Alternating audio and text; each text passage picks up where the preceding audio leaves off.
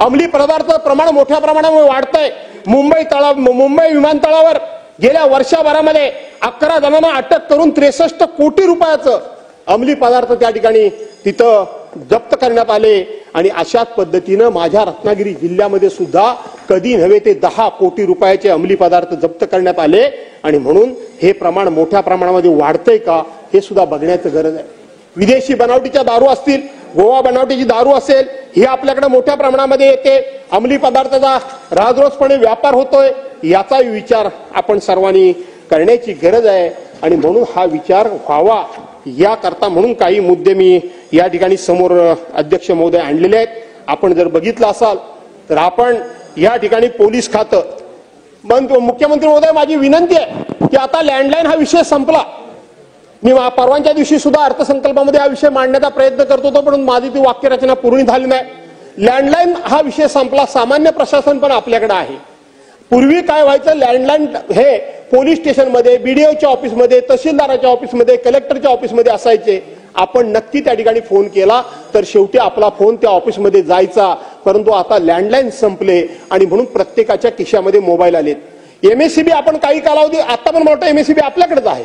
MSCB मध्ये जर आपण बघितलं तर छोट्या ज्युनियर इंजिनियर पासून तर अगदी सीई पर्यंत एकच टेलिफोन नंबर, त्यांचे मोबाईल नंबर असतात।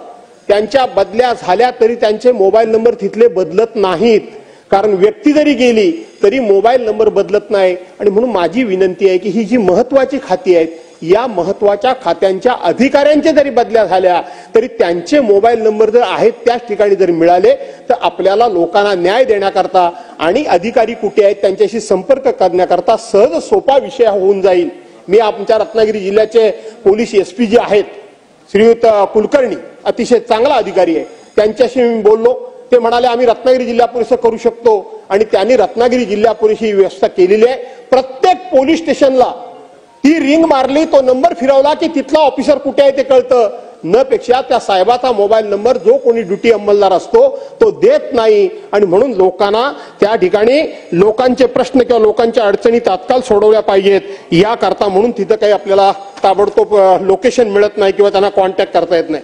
मुख्यमंत्री महोदय माझी विनंती आपल्याला की ज्या कोकणातून मी येतो त्या कोकणातून जर बघितलं आपण तर सिंधुदुर्गापासून प्रत्येक तालुका, मी तालुक्याचं नाव घेत नाही, अगदी सावंतवाडीच्या टोकापासून तर आमच्या रायगडच्या टोकापर्यंत जर तुम्ही आलात तर हा सगळा रस्ता जो आहे हा सगळा शहरातून जातो, सगळ्या शहरातून जातो, तालुक्यातून शहरातून जातो।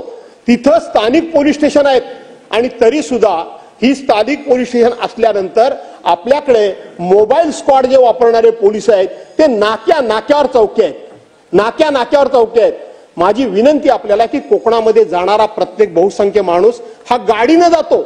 हे लोक त्याला कारणाशिवाय नाक्यावर गाड्या उभ्या करतात आणि अक्षरशः लोकांना इतकं छळतात।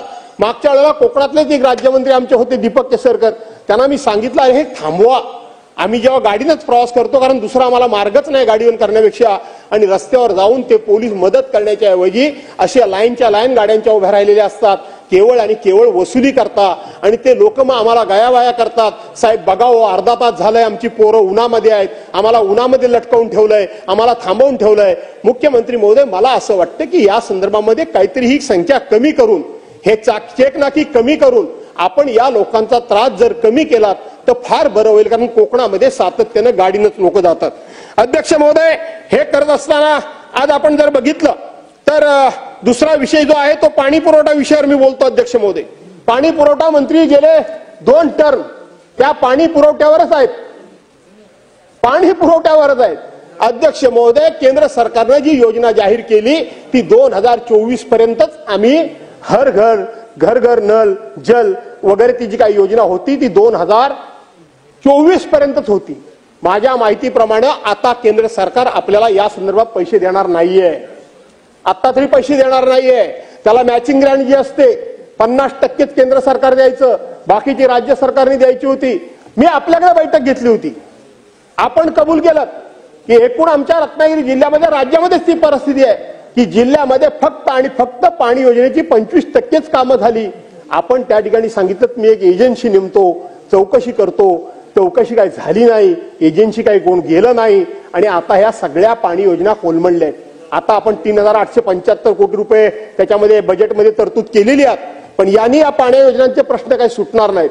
अध्यक्ष महोदय, ज्यांची पात्रता नाही, ज्यांची योग्यता नाही, ज्यांची बाजारपेठमध्ये 2,000 रुपयाच्या वस्तू खरेदी करण्याची योग्यता नाही किंवा तशा प्रकारची पत नाही, योग्यता नाही म्हणणार शब्दापेक्षा पत नाही, त्यांनी 100 कोटी रुपयाची कामं घेतल्याचे पुरावे मी आपल्याला दिले. ज्यांची बाजारामध्ये 2 लाख रुपयाची 2,000 रुपयाची पत नाही, ते ऍडव्हान्स मध्ये मटेरियल आणणार कसं आणि आपला ह्या योजना पूर्ण करणार कशा, ह्या अनेक वेळा मी आपल्याला सांगितलं, परंतु आपण त्याच्यावर काहीही फार लक्ष दिलं नाही. आणि म्हणून पर्यटनाच्या दृष्टीने आपण जर बघितलं तर आज पर्यटनाला कोकणामध्ये मोठ्या प्रमाणामध्ये चालना मिळावी याकरता आम्ही सातत्यानं प्रयत्न करतोय अध्यक्ष महोदय. आणि म्हणून या पर्यटनाच्या दृष्टीने आपण विचार त्या ठिकाणी करण्याची गरज आहे. परंतु हे पर्यटन जर वाढीस लागावं असं वाटत असेल तर आपल्याला ज्या मूलभूत सोयी सुविधा आहेत त्या दिल्याशिवाय काय पर्यटन वाढीस लागणार नाही. आणि म्हणून त्या दृष्टीने सुद्धा आपण विचार करावा. VPL यूट्यूब चॅनलला लाईक करा, सबस्क्राईब करा आणि बेल आयकॉनवर क्लिक करायला विसरू नका.